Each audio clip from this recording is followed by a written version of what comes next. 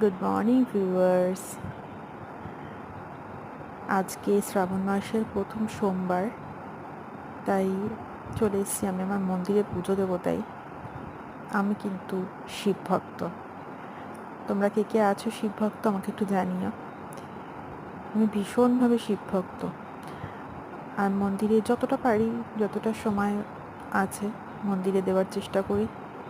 কারণ আমার বাবাকে দেখলেই আমার যেন মনটা শান্তি হয়ে যায়।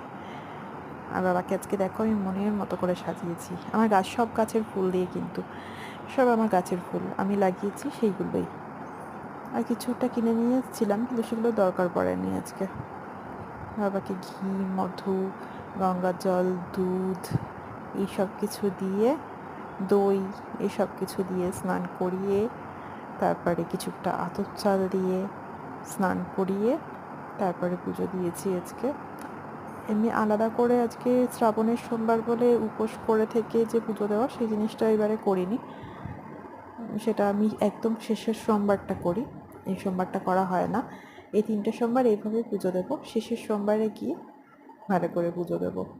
যাই হোক, ভালো মন্দ জানি না, যেভাবে দিয়েছি বাবা যেন এতেই সন্তুষ্ট হয়।